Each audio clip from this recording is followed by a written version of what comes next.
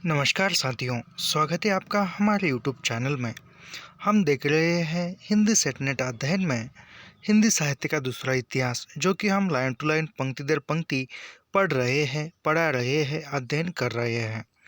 जो कि आने वाले नेट जेआरएफ के लिए तथा सभी सेट परीक्षा के लिए और जो भी टीजीटी पीजीटी की परीक्षाएं होती है उनके लिए काफ़ी महत्वपूर्ण यहाँ हिंदी साहित्य का इतिहास होने वाला है, क्योंकि यह हिंदी साहित्य का इतिहास सभी परीक्षाओं के लिए एक ही होता है, उपयुक्त है। तो उसी दृष्टिकोण से हम लाइन टू लाइन पंक्ति दर पंक्ति पढ़ा रहे हैं। तो ऐसे ही लाइन टू लाइन पंक्ति दर पंक्ति अध्ययन करने के लिए हमारे चैनल को सब्सक्राइब कीजिए, लाइक कीजिए और शेयर करना मत भूलिए। तो कल के वीडियो में हम देख रहे थे भक्ति काल में हमने यहाँ तक देखा था कि जब वहाँ जिस प्रकार तुलसीदास ने राम राम का प्रचार प्रसार करने के लिए रासलीला की तरह रामलीला का विधान किया था, यहाँ तक हमने देखा था। और यह भी देखा था कि जब किसी धर्म पर हानि आती है या किसी धर्म का नुकसान होता है, कहकर उन्होंने गीता के यदा यदा ही सर्वस्य ग्लानि निर्भति के स्वर की पुनरावृत्ति की, यहाँ तक हमने देखा था। जब जब कोई धर्म के हानि कहकर उन्होंने गीता के यदा यदा ही धर्मस्य ग्लानिर्भर्ति के स्वर की पुनरावृत्ति की। असुरों का विनाश करने के लिए राम अवतार हुआ। राम ऐसे अवतार की कल्पना मानवीय दुख दर्द को दूर करने के लिए की गई थी। राम आदि व्याधि तो दूर कर ही सकते हैं, दरिद्रता और भूख का निवारण भी कर सकते थे। उन्हें राम में गहरी आस्था थी और इसी आस्था को हिंदुओं में अंतर्षिप्त करना चाहते थे। राम की उदारता, शील, सौंदर्य, उदात्त ग्राहस्थिक आदर्श पर हिंदू समाज मुग्ध हो उठा और भी मुग्ध है। उसका मानस हिंदू मानस का पर्याय हो गया। यहाँ कल हमने यहाँ तक देखा था। अब इसके आगे आप देखेंगे। लगता है अकबर की सांस्कृतिक राजनीतिक व्यवस्था के समांतरण वे हिंदू सांस्कृतिक व्यवस्था और राजकीय आदर्श का रूप खड़ा कर रहे थे। यानी वहाँ रामचरितमानस में जब वह तुलसीदास ने, तो उस समय तत्कालीन समय में एक तरफ अकबर की जो सांस्कृतिक राजनीतिक व्यवस्था थी वहाँ चल रही थी, तो दूसरी ओर जो राम राज्य की जो सांस्कृतिक राजनीतिक व्यवस्था है वहाँ तुलसीदास ने अकबर के सांस्कृतिक व राजनीतिक व्यवस्था के समांतरण खड़ी करने का प्रयास किया है। उनके मन में जवन महामहीपाल कहीं न कहीं चुभ रहा था। अकबर के दिन इलाही के प्रति वे शकालू रहे हो तो आश्चर्य नहीं। उन्होंने समझा कि विदेशी संस्कृति की स्थापना के विरुद्ध वर्णाश्रम धर्म की पुरानी व्यवस्था को नए सिरे से खड़ा किया जाए। यानी वह विदेशी आक्रमण हो रहे थे या विदेशी संस्कृति या विदेशी धर्म जो है वह हमारे देश में स्थापित हो रहे थे।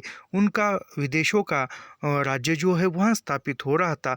उनके समांतरण या उनके विरुद्ध में जो वर्णाश्रम व्यवस्था है उसको पूरे सिरे से ठीक खड़ा करने के लिए उन्होंने ऐसा किया होगा। तुलसीदास ने रामचरितमानस के द्वारा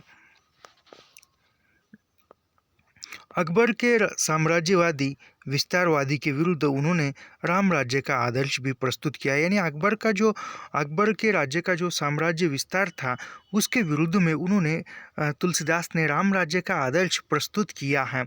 कहना न होगा कि आज भी मानस का प्रभाव कम नहीं है। यानी आज भी जो रामचरितमानस है उसका प्रभाव बहुत कुछ देखने को मिलता है।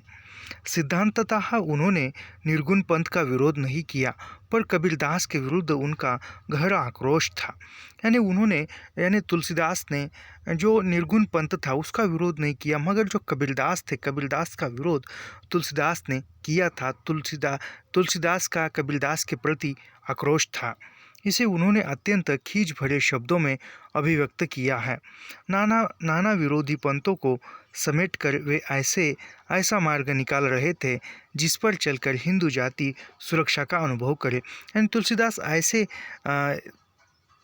पंथ का जो नाना ये विविध पंथ थे उसका वो विरोध कर कर ऐसा एक पंथ निकालना चाहते थे तुलसीदास, जिस पंथ के मार्ग पर चलकर हिंदू जो है वह सुरक्षा महसूस करे। तुलसीदास ऐसे प्रतिभा संपन्न कवि और पंडित को पाकर राम भक्ति आंदोलन चमक उठा।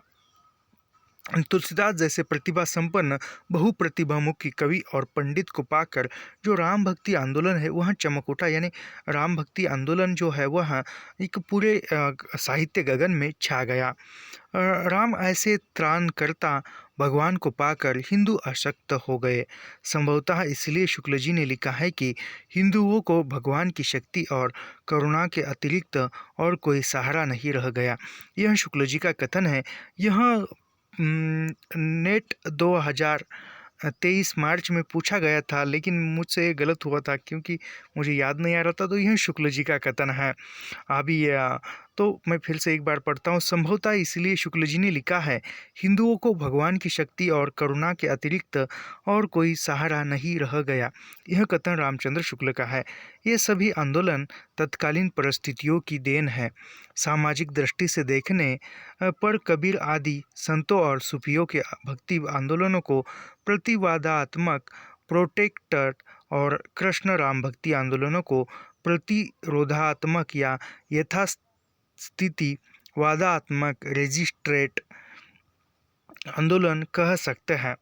पहले आंदोलन का शोर शोषित पीड़ितों का शोर है तो मुख्य रूप से राम भक्ति आंदोलन का शोर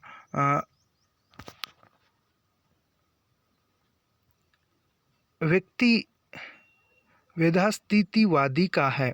यानी जो पहल जो भक्ति आंदोलन प्रारंभ हुआ वह दुखित थे, पीड़ित थे, यानी जो शोषित वर्ग के द्वारा हुआ। और दूसरा जो था वह दूसरा मुख्य रूप से राम भक्ति आंदोलन का जो शोर है वह यथास्थितिवाद यानी जो सच्चाई है उस पर था। पहले आंदोलन की सीमा उसका रहस्यवाद है तो दूसरी की ब्राह्मणवाद। यानी जो पहले जो आंदोलन चला वह रहस्यवाद था और रहस्यवाद के द्वारा चला, और दूसरा जो था वह ब्राह्मणवाद से अपने गया स्थितिवाद और अंतर्विरोधों के बावजूद राम भक्ति काव्य जहाँ शास्त्र या सिद्धांत कथन का सहारा नहीं लेता वहाँ लोक जीवन की निश्चलता, मानवीयता, भोलेपन और मूल्यवान को सशक्त ढंग से हस्तांतरित करता है। यानी यहाँ पर बराबर समझ शब्द नहीं दिखाई दे रहे, फिर भी मैं पढ़ने का प्रयास करता हूँ।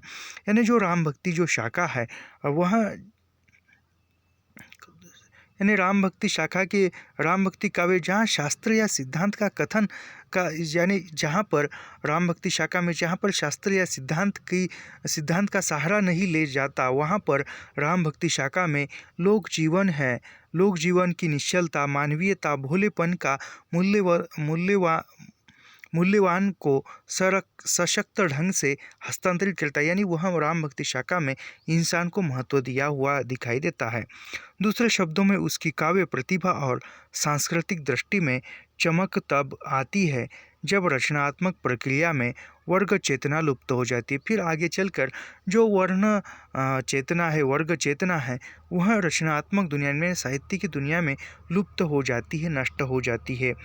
हिंदी भाषी प्रदेश की सांस्कृतिक राजनीतिक समस्याएं हिंदीतर प्रदेशों की समस्याओं की अपेक्षा दोहरी, तिहरी और जटिल थी। यानी जो हिंदी प्रदेश की जो समस्या थी राजनीतिक और सांस्कृतिक वह एक ज़्यादातर थी, अन्य राज्यों से ज़्यादा थी। मुसलमानों के आने के बाद और भी जटिल हो गई। फिर मुसलमान आए और फिर अनेक वह जटिल व्यवस्था हो गई। अंतः भक्ति आंदोलन की इतनी विविधता, इतने रूप रंग, इतने पारस्परिक द्वंद्व अन्यत्र नहीं मिलेंगे। यानी अन्यत्र जो पारस्परिक द्वंद्व है या अन्य जो भी सामाजिक समस्या है वह अन्य किसी प्रदेश में नहीं मिलेंगी जितनी हिंदी प्रदेश में मिली है। ये सभी आंदोलन अभी भी अपना दबाव बनाए हुए हैं। विशेष रूप से निर्गुण आंदोलन के पुरस्कर्ता कबीर और राम भक्ति आंदोलन के तुलसी, यानी जो वह निर्गुण आंदोलन था, निर्गुण आंदोलन के जो पुरस्कर्ता थे प्रवर्तक थे वह कबीर थे और राम भक्ति आंदोलन के प्रवर्तक तुलसी थे।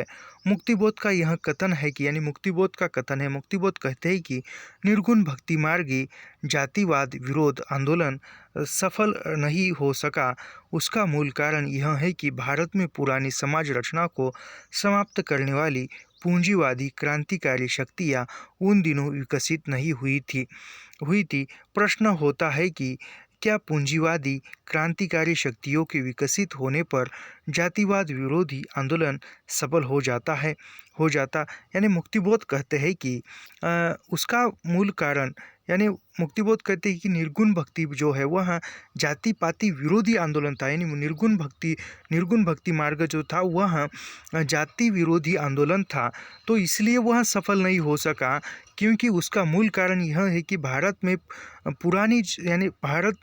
पुराने समय से जो समाज रचना थी वह जाति पाति के आधार पर थी और वह जो समाप्त उसको जो जाति व्यवस्था को समाप्त करने वाली जो क्रांतिवादी जो विचारधारा थी, पूंजीवादी क्रांतिकारी जो शक्तियाँ थी उन दिनों विकसित नहीं हुई थी। जो प्रतिकार करने वाली जो शक्तियाँ थी वह लोगों में विकसित नहीं हुई थी।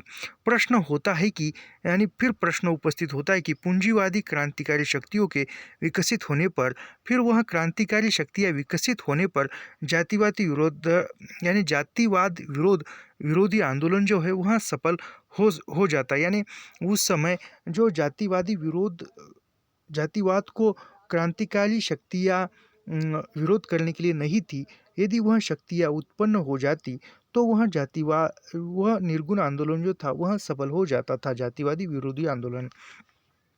इस प्रकार का संलग्नीकरण कोई समाधान प्रस्तुत नहीं कर पाता। इसे ग्राम्य के जातीय लोकप्रिय समानाधिकरण और नागरिक समाज की सांस्कृतिक प्रभुसत्ता के आधार पर समझना अधिक संगत है।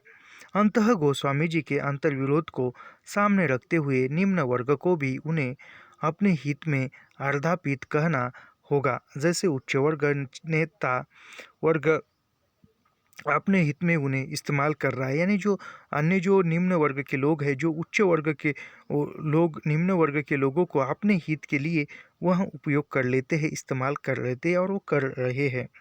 जो भी हो, इन सभी भक्ति आंदोलनों से जनता में आत्मविश्वास जागा और उच्च वर्ग के सामने निम्न वर्ग, जिसमें स्त्री भी शामिल है, फिर जो भक्ति आंदोलन चला उसके अंतर्गत भक्ति आंदोलन के जरिए जो जनता थी, जनता के मन में आत्मविश्वास जो है वह जाग उठा और जो उच्च वर्ग के सामने जो निम्न वर्ग था उनकी निम्न वर्ग में स्त्रियां भी शामिल थी, अपने प्रति सम्मान का भाव लेकर उठ खड़ा हुआ। जो उच्च वर्ग के साथ जो निम्न वर्ग है, निम्न वर्ग जो उच्च वर्ग के साथ मान सम्मान के साथ उच्च वर्ग के साथ खड़ा होने का प्रयास कर रहा था। भक्त कवियों ने जीवन की निरस्ता में रस घोला और कुंद होती हुई संवेदना को नया जीवन दिया। वह भक्त कवियों ने जीवन की जो निरस्ता थी उसमें रस घोला, जो उस निरस्ता में उत्साह भरने का काम किया और वो संवेदना को नया जीवन दिया। उनमें नई संस्कृति के निर्माणार्थ एक संघर्षरत फ्लेक्सिस भी है, जिसे सांस्कृतिक राजनीति से संबंध किया जा सकता है। भक्ति साहित्य ने सौंदर्य शास्त्र को नया आयाम दिया है। इसमें लोकप्रिय जातीय संस्कृति की जो छवि दिखाई पड़ती है वह फिर नहीं दिखाई पड़ी। जो भक्ति साहित्य था, भक्ति साहित्य ने हिंदी साहित्य में जो सौंदर्य शास्त्र है, सौंदर्य शास्त्र को भक्ति साहित्य ने निर्माण किया, नया आयाम दिया, उसको एक नए सौंदर्य की व्याख्या बदलने के लिए बदल दी भक्ति साहित्य ने। फिर उसमें लोकप्रिय जातीय संस्कृति की जो छवि दिखाई पड़ती है वह फिर नहीं दिखाई दी। जो लोकप्रिय जातियाँ थी, वह जाति संस्कृति थी, वह छवि लुप्त हो सी गई। कलात्मकता और ऐतिहासिकता का इतना रोचक और रसात्मक संवाद पुनः नहीं सुनाई पड़ा। जो कलात्मकता थी, ऐतिहासिकता थी, इसका जो रोचक चित्रण हुआ है वह संवाद या रसात्मक संवाद या चित्रण हुआ है वह पुनः नहीं हुआ, वह भक्ति साहित्य में हुआ है, इसके बाद नहीं हुआ। साहित्य, संगीत और कला के रंगारंग का इतना पवित्र संगम फिर नहीं परिलक्षित हुआ। वर्ग संघर्ष और वर्ग संयोग का द्वंद्वात्मक दृश्य फिर नहीं दृष्टिगोचर हुआ। यानी जो वर्ग संघर्ष है, जो द्वंद्वात्मक थे वर्ग वर्ग में, जाति जाति में, वह जो दृश्य है वह दृश्य दोबारा नहीं देखने को मिला। वह सिर्फ भक्ति आंदोलन में ही है। एक अत्यंत महत्वपूर्ण बात और हुई, वह यह कि भक्ति साहित्य ने अपभ्रंश और संस्कृत को छोड़कर काव्य आर्य भाषा का प्रयोग किया, जो हिंदी जाति के गठन का मूल आधार है। यानी यहाँ पर बच्चन सिंह का यह कथन है कि एक अत्यंत महत्वपूर्ण बात है और हुई है। यानी एक महत्वपूर्ण बात हुई है, वह यह है कि भक्ति साहित्य ने अपभ्रंश और संस्कृत को छोड़कर, यानी भक्ति साहित्य ने जो अपभ्रंश थे संस्कृत थी उसको छोड़कर आर्य भाषा का प्रयोग, यानी उन्होंने भक्त कवियों ने भक्ति साहित्य लिखने में आर्य भाषाओं का प्रयोग किया है। और वो आर्य भाषा हिंदी जाति यानी हिंदी भाषा का गठन करने के लिए, हिंदी भाषा का मूल जो है वह रखने के लिए मूल आधार बन कर खड़ी है। यहाँ से निर्गुण काव्य धारा प्रारंभ होती है। निर्गुण काव्य धारा में संत और सूफी काव्य यहाँ से हम देखते हैं। कालक्रम की दृष्टि से निर्गुण काव्य धारा से ही भक्ति काल का प्रारंभ होता है। यानी कालक्रम से देखा जाए तो निर्गुण काव्य धारा से ही भक्ति काल का प्रारंभ होता है। निर्गुण काव्य धारा के प्रवर्तक कबीर है। निर्गुण काव्य धारा के अंतर्गत कबीरदास और जायसी दोनों की गणना की जाती है। यानी निर्गुण काव्य धारा के अंतर्गत कबीरदास और जायसी इन दोनों की कवि गणना की जाती है। निर्गुण काव्य धारा में कबीरदास और जायसी, जो कि मलिक मोहम्मद जायसी जिन्होंने पद्मावत ग्रंथ लिखा, इनके रचयिता, इन कबीरदास और जायसी की गणना की जाती है। पर कुछ लोग कबीर आदि को निर्गुण धारा में नहीं मानते, क्योंकि उन्होंने स्वयं अपने को निर्गुण सगुण से ऊपर कहा है। यानी कुछ जो विद्वान हैं, कुछ जो लोग हैं, वह कबीरदास को निर्गुण धारा में नहीं मानते हैं, क्योंकि कबीरदास जो है वह खुद को उन विद्वानों के अनुसार कबीरदास खुद को निर्गुण सगुण जो है इससे ऊपर कहाँ है। कुछ तर्क बागिश ऐसे हैं जो सूफी कवियों को भक्त मानने को तैयार नहीं है। यानी कुछ जो तर्क ऐसे हैं विद्वानों के जो सूफी कवि है, उन्होंने सूफी कवियों को भक्त मानने को कहा है, भक्त कहा है, और वह तैयार नहीं है मानने को। चूँकि इस तरह के संदेह नए है, इसलिए इनका समाधान अवश्य है। यानी जो तर्क जो है, चूँकि इस तरह के जो संदेह है, भ्रामकता है, वह नएपन से आए, इसलिए इसका जो समाधान है वह होना चाहिए। निर्गुण का प्रयोग उपनिषद काल में ही दिखाई पड़ता है। जो निर्गुण है, जो निराकार है, उसका जो प्रयोग है उपनिषद काल में हुआ है। श्वेताश्वर उपनिषद के अनुसार यह विशिष्ट देवता के विशेष के रूप में प्रयुक्त हुआ है। यानी जो श्वेताश्वर उपनिषद है उसके अनुसार निर्गुण जो है वह एक विशिष्ट देवता के विशेषण के रूप में प्रयुक्त हुआ है। यानी एक जो देवता का एक विशिष्ट रूप है, जो लुप्त रूप है, और वह उस रूप को बताने के लिए निर्गुण शब्द का प्रयोग हुआ है। जो सर्वभूगत सर्वव्यापी चैतन्य स्वरूप और निरूपादि है। यानी जो रूप कौन सा है निर्गुण, जो सर्वभूतरत यानी सर्व जमी पर है, सर्वभूमि पर है, सर्वव्यापी है, कण कण में विराजमान है, चैतन्य मन स्वरूप और निरूपराध, यानी इसका कोई रूप रंग नहीं है, वह जहाँ जहाँ पूरे कण कण में, पूरे विश्व में, पूरे कण कण में विराजमान है, वह रूप भगवान का, उसको निर्गुण कहते हैं। यद्यपि कबीर ने अपने ब्रह्म को सगुण निर्गुण से ऊपर माना है, फिर भी उसका कहना है, यानी कबीर ने अपने ब्रह्म को सगुण निर्गुण जो है इससे बढ़कर माना है, इससे बड़ा माना है, इसके ऊपर माना है। तो कबीर कहते हैं कि हम निर्गुण तुम सगुण जाना, यानी वह कबीर कहते हैं हम निर्गुण तुम सगुन जाना। इस तरह वे अपने को सगुन उपासकों से अलग कर लेते हैं। यानी वहाँ ऐसा करते हैं कि कहते हैं कबीरदास, हम निर्गुण हैं और तुम सगुन है जाना। यानी हम निर्गुण है, मैं निर्गुण हूँ और तुम सगुण हैं। इस तरह वो यह बताकर उन्होंने सगुन उपासकों से अलग कर लेते हैं खुद को। सगुन उपासक तुलसीदास कहते हैं कि सगुन ही अगुण ही नहीं कछु भेदा। यानी वो तुलसीदास कहते हैं कि सगुन उपासक तुलसीदास, यानी सगुन उपासक जो है वह तुलसीदास है, और तुलसीदास कहते हैं कि सगुन ही अगुण ही नहीं कछु भेदा। यानी सगुन निर्गुण कोई भेद नहीं है, ईश्वर यह एक ईश्वर है, यह अभेद ज्ञान के स्तर पर है। यानी सगुन निर्गुण यह जो भेद है यह एक ज्ञान के स्तर पर है। ज्ञान के स्तर पर सगुन निर्गुण भेद है यह अभेद ज्ञान के स्तर पर, यानी सगुन निर्गुण यह जो भेद है यह एक ज्ञान के स्तर पर है, व्यक्ति के बुद्धि के स्तर पर है। व्यवहार के स्तर पर उसका उपास्य सगुन ब्रह्म ही है। यानी व्यवहार यदि कहा जाए तो व्यवहार के स्तर पर उपास्य सगुन ब्रह्म ही है। कृष्ण भक्ति शाखा के भक्तों ने निर्गुण मार्ग का जमकर विरोध किया। यानी जो कृष्ण भक्त थे, कृष्ण भक्ति शाखा के भक्तों ने जो निर्गुण मार्ग था उसका विरोध किया। कबीर का निर्गुण पंथ सूफियों के निर्गुणवाद से किंचित भिन्न है। यानी कबीर का जो निर्गुण पंथ था वह सूफियों के निर्गुणवाद से किंचित है। यानी जो निर्गुणवाद जो था, निर्गुण पंथ जो था वह सूफियों में भी चला और हिंदुओं में चला, कबीरदास में भी चला। जो कबीर का जो निर्गुण पंथ है वह सूफियों के निर्गुणवाद से किंचित भिन्न, यानी थोड़ा सा अलग है। कबीर का ब्रह्म न भेद वर्णित ईश्वर है, न कुरान वर्णित खुदा। यानी कबीरदास का जो ब्रह्म है, कबीरदास का जो ईश्वर है, परमेश्वर है, वह किसी किताब में, किसी वेद में वर्णित, यानी किसी किताब में वर्णित किया हुआ ईश्वर नहीं है, और ना ही वह कुरान बाइबल में वर्णित किया हुआ खुदा है। यानी वह कुरान में वर्णित खुदा है।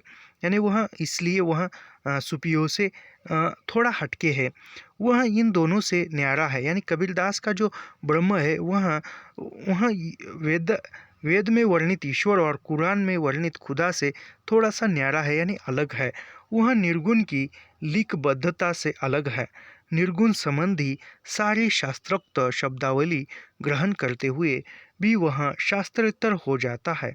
यदि उसका निर्गुण शास्त्रोक्त निर्गुण ही होता तो उससे निम्न वर्ग का काम कैसे चलता। सूफियों के निर्गुणवाद में कुरान का खुदा मौजूद है। यानी सूफियों का जो निर्गुणवाद है उसमें जो कुरान ग्रंथ में जो खुदा का रूप मौजूद है वही सूफियों का ब्रह्म है या खुदा है।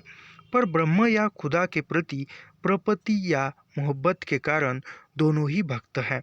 यानी पर ब्रह्म या खुदा के प्रति दोनों भी तरफ से मोहब्बत यानी प्रेम के कारण दोनों ही भक्त ही है, सूफी हो या फिर हिंदू हो। भक्ति का मूल तत्व राग है जो दोनों में उपस्थित है। यानी भक्ति का जो मूल तत्व है वह राग है जो कि दोनों में, सूफियों में भी और हिंदुओं में भी उपस्थित है। शुक्ल जी ने निर्गुण काव्य धारा को पुनः दो भागों में विभक्त किया है। यानी शुक्ल ने निर्गुण धारा को पुनः दो भागों में विभक्त किया है, दो भागों में विभाजित किया है, ज्ञानाश्रयी और प्रेम मार्गी। यानी फिर इसमें शुक्ल जी ने किन दो भागों में भक्ति काल निर्गुण काव्य धारा को विभाजित किया है, तो पहले ज्ञानाश्रयी शाखा, ज्ञानाश्रयी और प्रेमाश्रयी, फिर आगे चलकर ज्ञानाश्रयी शाखा और फिर प्रेम मार्गी शाखा। इन दोनों शब्दों पर भी आपत्तियां उठाई गई। फिर इन दो ज्ञानाश्रयी और प्रेम मार्गी, इस पर भी आपत्ति उठाई गई है। प्रश्न किया जाता है कि क्या ज्ञानाश्रयी में प्रेम नहीं है? फिर प्रश्न उपस्थित होता है कि जो ज्ञानाश्रयी शाखा है क्या उसमें प्रेम नहीं है? प्रेम मार्गी कहने से सूफियों और असूफियों के प्रेमाख्यानों का भेद नहीं रह जाता। यानी प्रेम मार्गी कहने से जो सूफियों के जो प्रेम ग्रंथ थे, जो कहानियाँ थी, असूफियों यानी जो सूफी नहीं थे उन्होंने जो प्रेमाख्यान ली है उसमें भेद नहीं रह जाता। इस वर्गीकरण को अधिक स्पष्ट, तर्क संगत तथा वैज्ञानिक बनाने के लिए कबीर आदि को संत तथा उनके काव्य को संत काव्य और सूफी भक्तों के काव्य को सूफी काव्य कहने पड़ा। यानी वो जो सूफी तथा असूफी इन्होंने प्रेमाख्यान लिखे हैं, उनके भेद को मिटाने के लिए। फिर वह वैज्ञानिकों ने जो आदि कबीर जैसे संतों ने काव्य को लिखा है उनको संत काव्य कहा, और सूफी भक्तों ने जो काव्य लिखे हैं उसे सूफी काव्य कहना चाहिए या सूफी काव्य कह सकते हैं। संत शब्द पर मतभेद की गुंजाइश है, यानी संत जो शब्द है इस पर मतभेद होने की गुंजाइश है, मतभेद होने के चांस है। कबीर तथा उनके अनुसरणकर्ताओं को ही संत क्यों कहा जाए, यानी कबीर तथा कबीर के अनुसरणकर्ता यानी कबीर के जो समकालीन कबीर के जो साथ रहने वाले थे उनको ही संत क्यों कहा जाए। रामविलास शर्मा तुलसीदास के सगुन ही अगुन ही नहीं कछु भेदा को पूरी तरह मानते हैं। यानी रामविलास शर्मा जो है वहाँ जो तुलसीदास ने कहा है सगुन ही अगुन ही नहीं कुछ कछु भेदा, यानी जो सगुन निर्गुण कोई भेद नहीं है, इसको रामविलास शर्मा मानते हैं, पूरी तरह मानते हैं। इसलिए सगुन मार्गी भी संत है और निर्गुण मार्गी भी, यानी फिर इसी आधार पर सगुन मार्गी है वह भी संत है और निर्गुण मार्गी है वह भी संत है। वे इस बात को भी नहीं स्वीकार करते कि निर्गुण ईश्वर की उपासना अधिक प्रगतिशील है, यानी जो निर्गुण भक्त ईश्वर की जो उपासना है वह अधिक, यानी इस बात को स्वीकार करते हैं कि निर्गुण ईश्वर की उपासना अधिक प्रगतिशील है और सगुण ईश्वर की उपासना कम प्रगतिशील है। फिर यहाँ पर वो भेद करते हैं कि जो सगुण ईश्वर की जो उपासना है वह अधिक प्रगतिशील है और जो निर्गुण ईश्वर की जो उपासना है, निर्गुण ईश्वर की जो उपासना है वह अधिक प्रगतिशील है और सगुण ईश्वर की जो उपासना है वह कम प्रगतिशील है। यानी जो जिस ईश्वर का रूप रंग नहीं होता वह जो ईश्वर सर्वव्यापी है वह निर्गुण है, और इस ईश्वर की जो हम उपासना करते हैं, प्रार्थना करते हैं, जो भी भक्ति है वह करते हैं वह अधिक प्रगतिशील है, और जिस ईश्वर की कोई रंग रूप मूर्ति है ऐसे ईश्वर की उपासना कम प्रगतिशील है। सभी संतों की प्रगतिशीलता का वजन बराबर है, यानी सभी जो निर्गुण संत हो या सगुण संत हो उनकी दोनों की जो उपासना है वह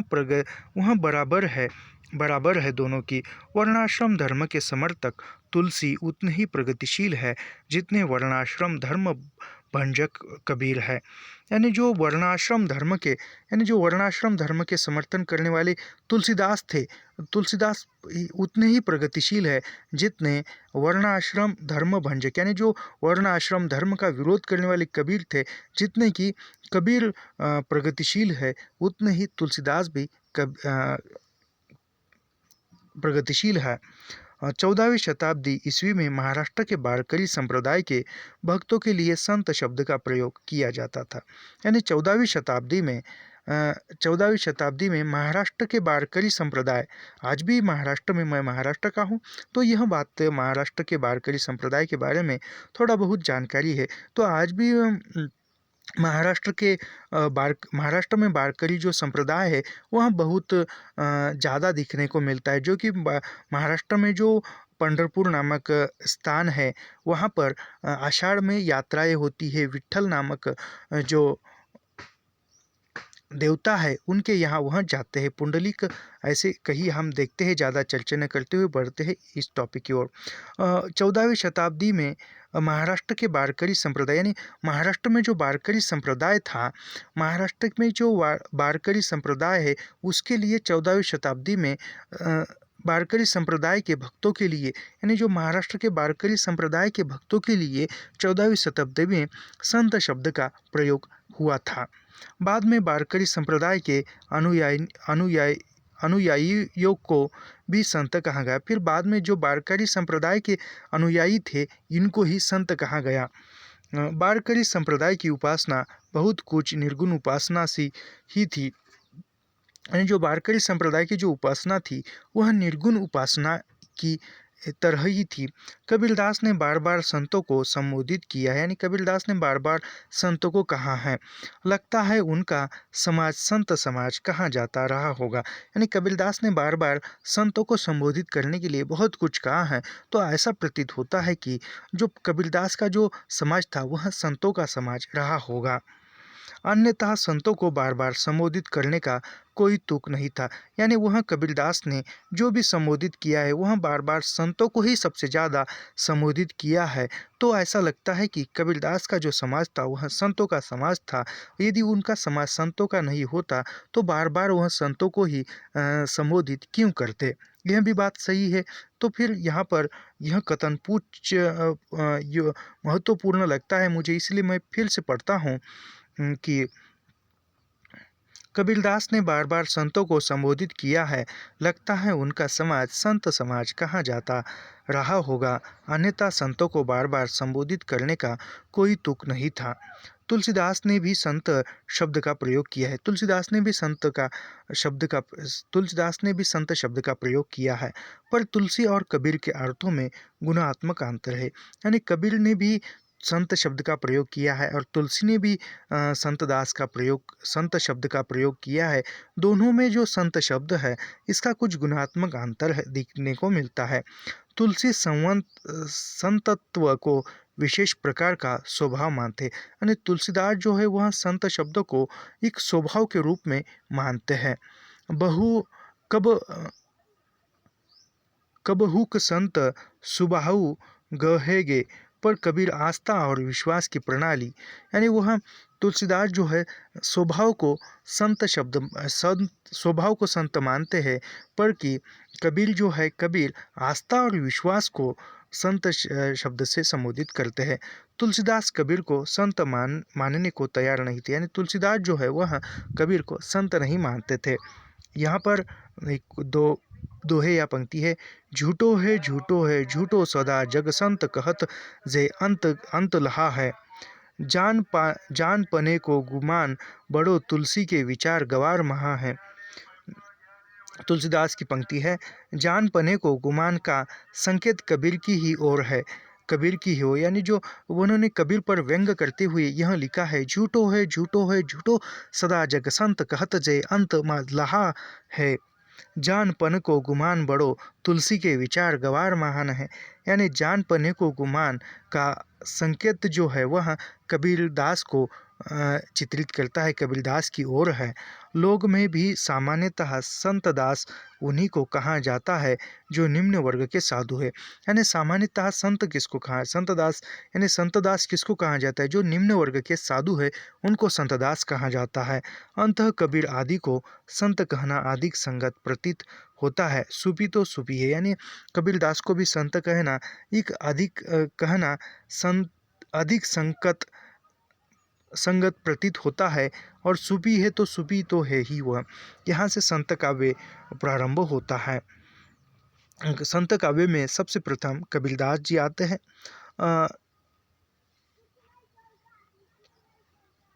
कबीरदास जी का जो जन्म है वह जन्म 1398 में हुआ और इनका मृत्यु 1448 में हुआ। कबीर का प्रादुर्भाव एक घटना है। हिंदी भक्ति काव्य का प्रथम क्रांतिकारी पुरस्कर्ता, यानी कबीर को जो हिंदी भक्ति काव्य का प्रथम पुरस्कर्ता कबीर को क्रांतिकारी पुरस्कर्ता कबीर को माना जाता है। कबीर का प्रादुर्भाव एक घटना है। हिंदी भक्ति काव्य का प्रथम क्रांतिकारी पुरस्कर्ता, यानी हिंदी भक्ति काव्य का प्रथम क्रांतिकारी पुरस्कर्ता जो है वह कबीर है।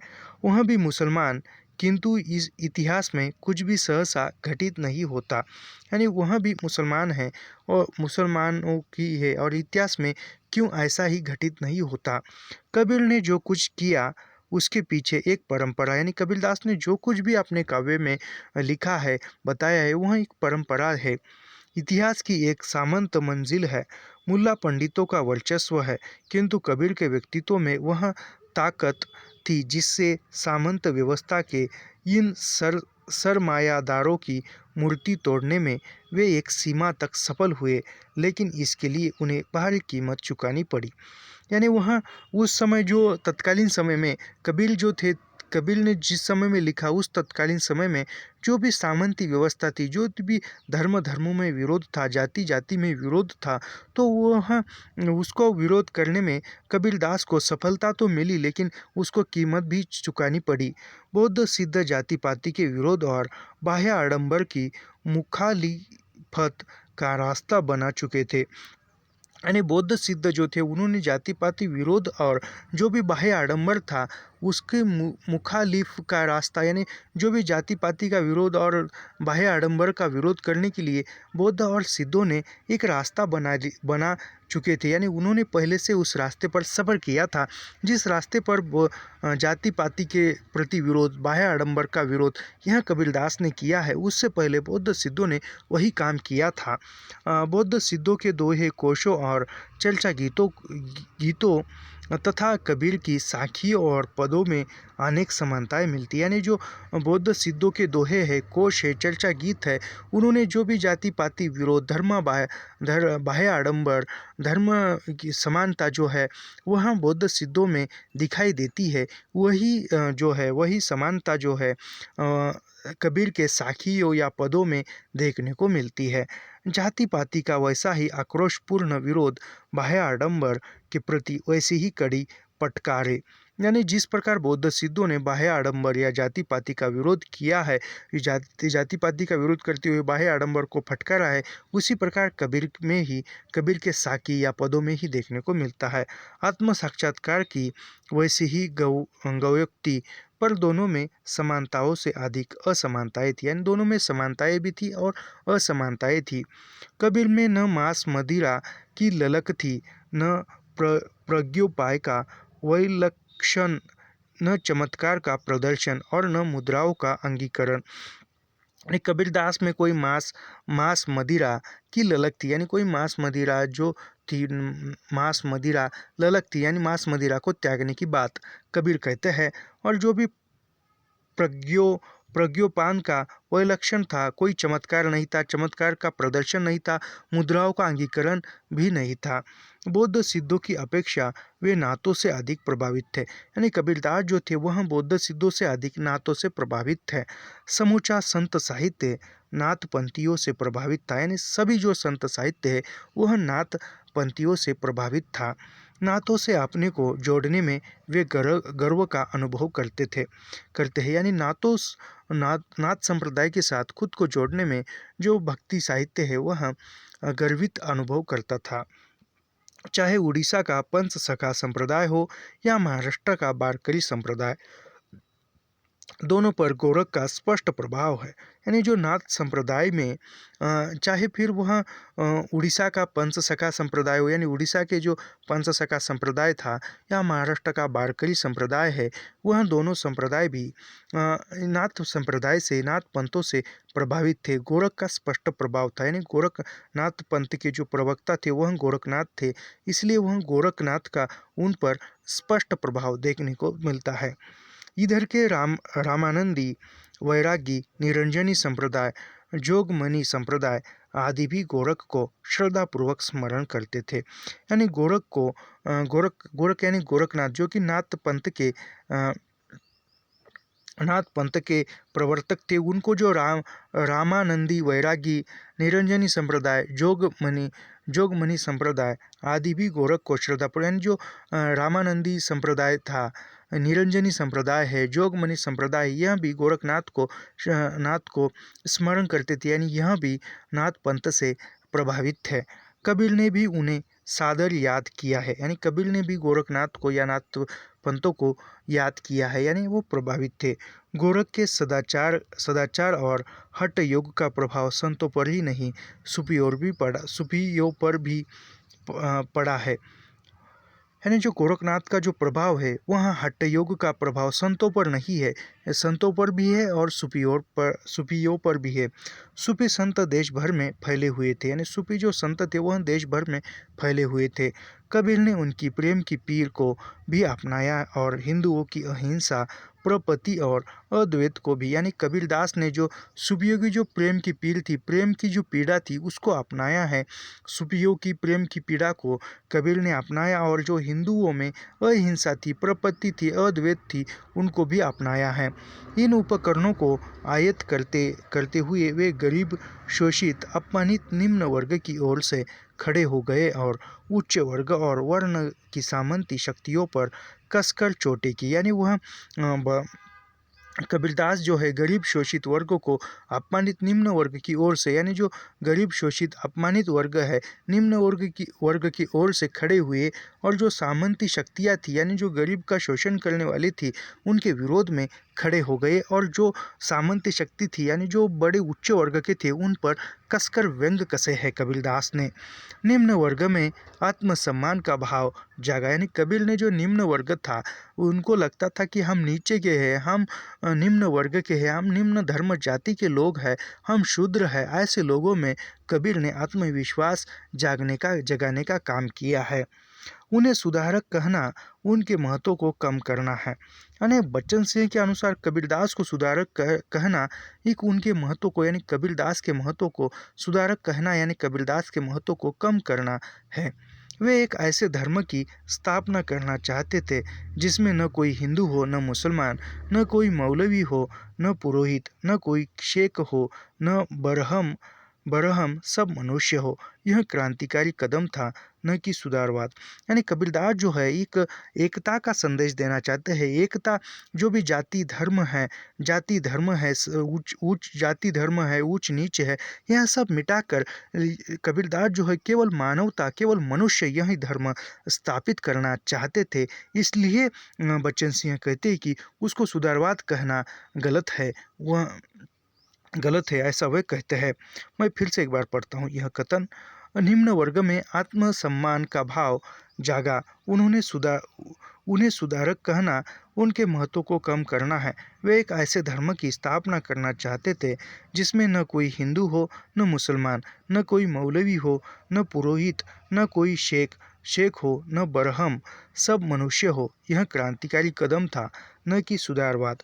यानी वही क्रांतिकारी बदलता, एक वह परिवर्तन करने का कदम था कबीरदास का। यानी कबीरदास ने केवल जो भी जाति धर्म है, हिंदू मुसलमान, पुरोहित, ब्राह्मण, शेख, जो भी है वह जाति धर्म में बटा हुआ जो समाज था, उन सभी में से जो जाति धर्म को हटकर जो मनुष्य में जो मानवता धर्म है वह धर्म स्थापित करना कबीर का प्रयास था। और वह यह जो कदम था, यह कदम क्रांतिकारी था, सुधारवाद का नहीं। पर खेद है कि सारी खोजों के बावजूद न उनके जन्म स्थान और मृत्यु स्थान का ठीक ठीक पता लग पाया है, और न जन्म तिथि और मृत्यु तिथि का। यानी फिर बच्चन सिंह लिखते हैं कि इतने कुछ उनका लेखन सामने आने के बाद कबीरदास के जन्म स्थान के बारे में और मृत्यु स्थान के बारे में या उनके निवास के बारे में कुछ ठीक पता नहीं चला। रामानंद द्वारा वे कब और कैसे दीक्षित हुए, यह भी अनुमानाश्रित है। यानी रामानंद से कबीरदास ने किस समय या किस तिथि को दीक्षा ग्रहण की, यह भी कुछ पता नहीं है ठीक ढंग से। कबीर के व्यक्तित्व और कृतित्व के वैज्ञानिक अध्ययन के चारों ओर चमत्कार का चमचमाता जाल बुन दिया गया। यानी जो कबीर का जो व्यक्तित्व था, कृतित्व था, उनको बताते समय जो वैज्ञानिकों ने अध्ययन किया उनके चारों ओर एक चमत्कारों का चमचमाता, यानी एक तर्क के आधार पर ही जो कुछ भी उसका कृतित्व व्यक्तित्व कबीरदास का बताया जाता है वह एक तर्क के आधार पर ही बताया जाता है। किंतु इधर उनकी कृतियों को अपेक्षाकृत अधिक प्रामाणिक ढंग से प्रस्तुत करने का प्रयास हुआ है, और विभिन्न संतों की वाणियों के आधार पर उनका जीवन व्रत प्रस्तुत किया है। यानी फिर जो उनकी जो कृतियाँ थी वह प्रामाणिक है, प्रामाणिक ढंग से प्रस्तुत करने का, प्रामाणिक ढंग से सामने लाने का प्रयास किया है, और वह जो भी उनका जीवन व्रत है वह भी सामने लाने का प्रयास किया है। फिलहाल हमें इन्हीं अध्ययों पर संतोष करना होगा, यानी जो कुछ भी प्रामाणिकता कबीर के बारे में, कबीर के कृतित्व व्यक्तित्व बारे में है उन्हीं पर हमें अध्ययन करना होगा, ऐसा वह बच्चन सिंह लिखते हैं।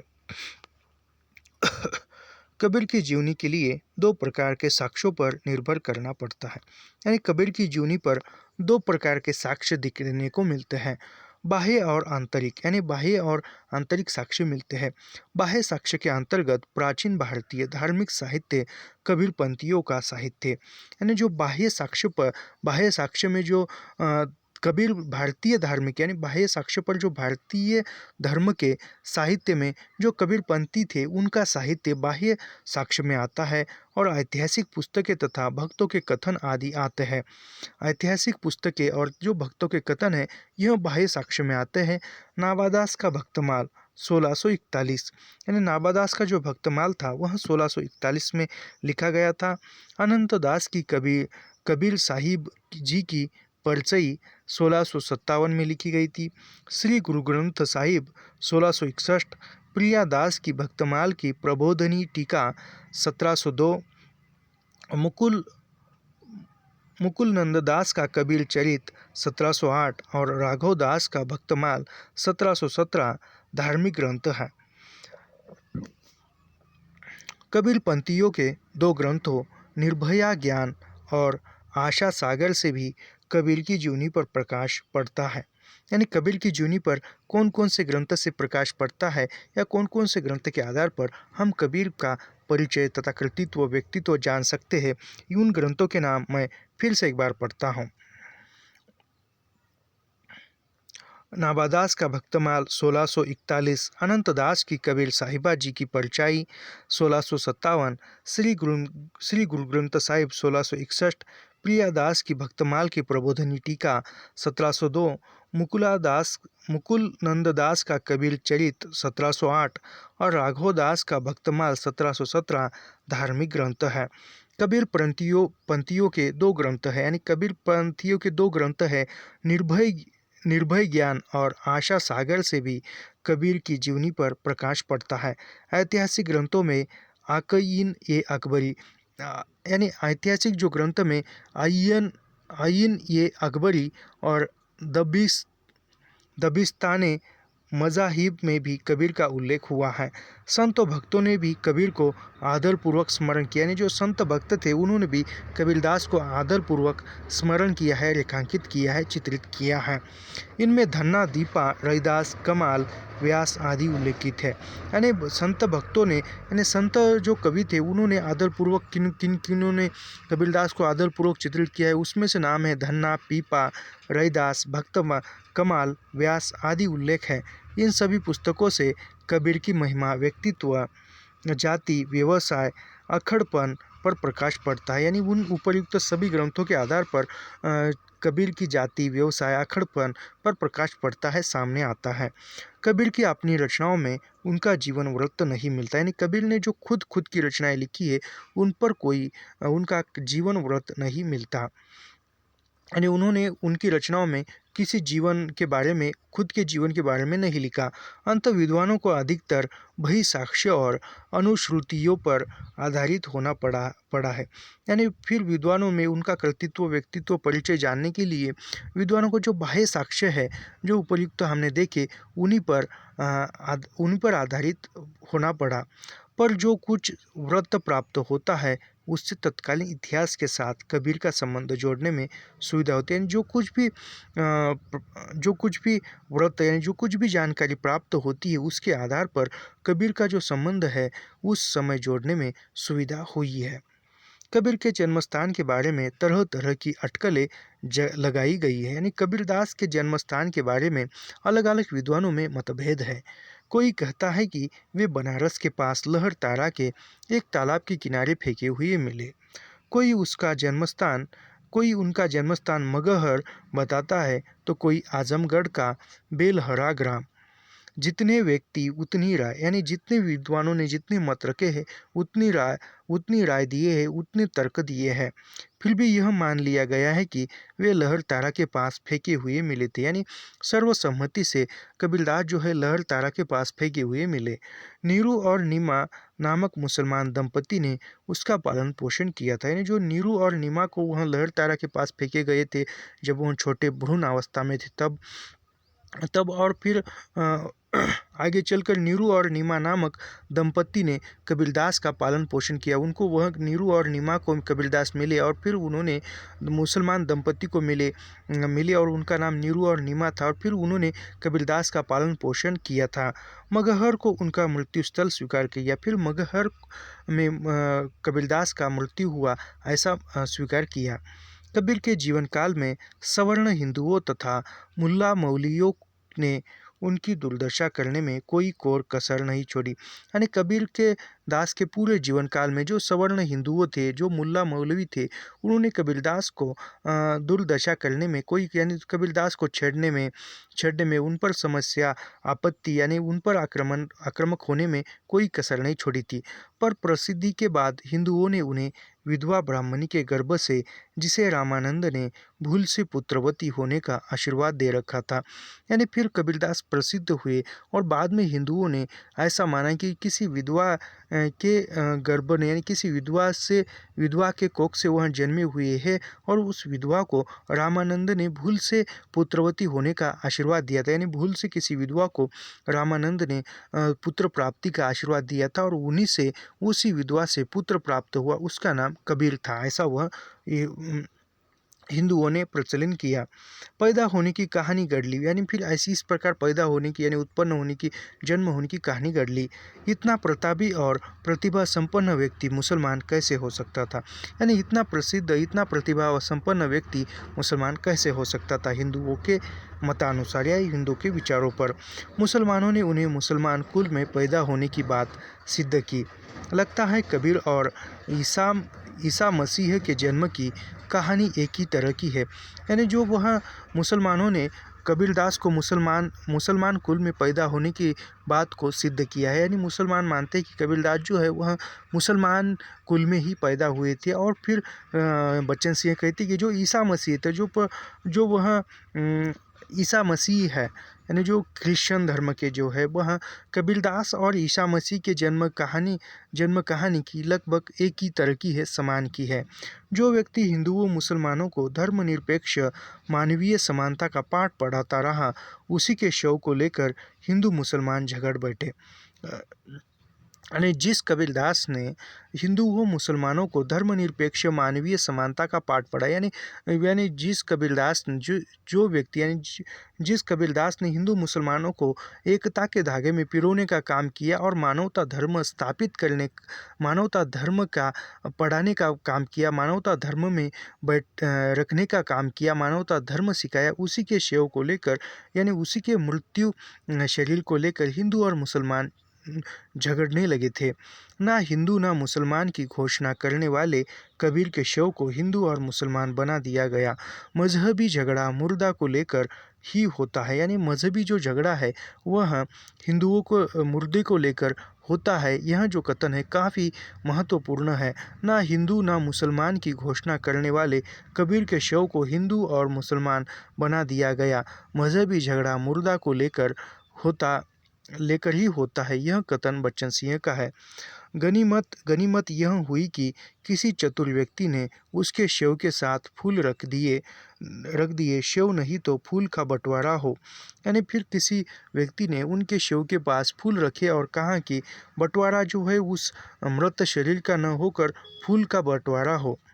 आधे फूल जलाए और आधे दफनाए गए, यानी उस फूल किसी व्यक्ति ने रखे और शव के पास रखे और ऐसा कहा कि बंटवारा जो है शव का, यानी मृत शरीर का न हो, उस फूल का हो। फिर आधे जो फूल थे उस आधे फूल जलाए गए, यानी हिंदू धर्म के अनुसार शव को या मृत शरीर को जलाया जाता है और मुसलमानों के अनुसार दफनाया जाता है। तो उसी प्रकार आधे फूल को जलाया गया, यानी हिंदुओं के अनुसार जलाया गया और फिर मुसलमानों के अनुसार उन्हीं आधे फूलों को दफनाया गया। जिस बाह्य आडंबर पर कबीर आजीवन प्रहार करते रहे, वे जड़ संस्कार उमड़ पड़े। यह विडंबना तब तक बनी रहेगी जब तक ब्राह्मणवाद और मुल्लावाद जीवित रहेगा। यानी जो विडंबना है वह कब तक जीवित रहेगी? जब तक ब्राह्मणवाद और मुल्लावाद जीवित रहेगा तब तक वह वैसी ही रहेगी व्यवस्था। ना हिंदू ना मुसलमान, यानी वो यहाँ पर दूसरा पॉइंट यहाँ पर कबीर के बारे में बताते हुए बच्चन सिंह लिखते हैं कि ना हिंदू ना मुसलमान। कबीर ने डंके की चोट कहाँ है? तू ब्राह्मण मैं काशी का जुलाहा, कितना चुनौती भरा शोर है।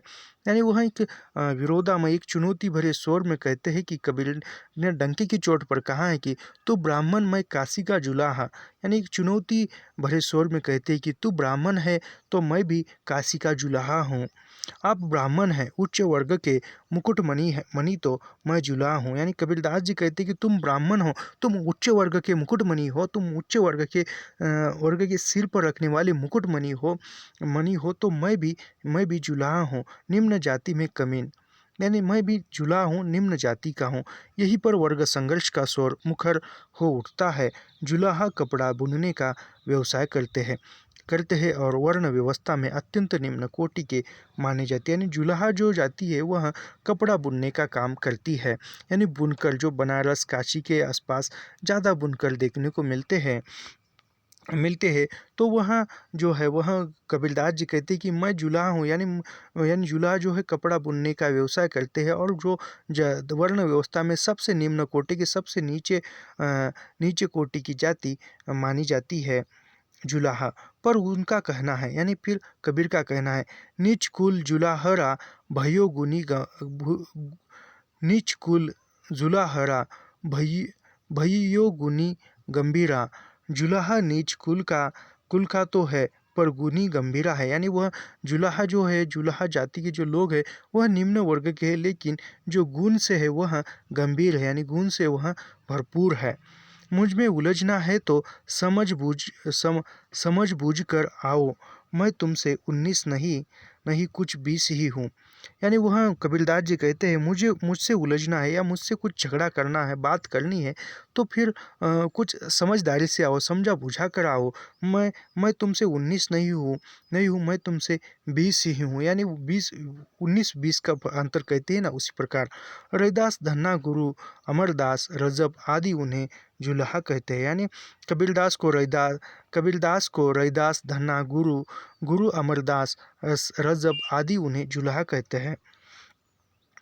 कुछ ब्राह्मणवादी कबीर के इस कथन के आधार पर कि पूर्व जन्म हम ब्राह्मण होते, ओछे कर्म तब हीना, रामदेव की सेवा चूका पर की जुलाहा कीना, उन्हें पैदाइशी मुसलमान नहीं मानते। यह पद प्रक्षिप्त है, बीजक में नहीं पाया जाता, यह किसी चतुर ब्राह्मण की करतूत है। यानी वह कबीर के बारे में बताया जाता है कि जो वह जन्म से मुसलमान नहीं थे, जन्म से तो वह ब्राह्मण थे और वह फिर जन्म के बाद मुसलमान हो गए। ये किसी चतुर ब्राह्मण की करतूत, यानी कबीरदास का जन्म ये किसी चतुर ब्राह्मण की करतूत है, ऐसा मानते हैं। हजारी प्रसाद द्विवेदी ने इस संदर्भ में बहुत पते का सवाल उठाया, यानी बहुत अच्छा सवाल, बहुत पते का सवाल हजारी प्रसाद द्विवेदी ने कबीरदास के बारे में उठाया है।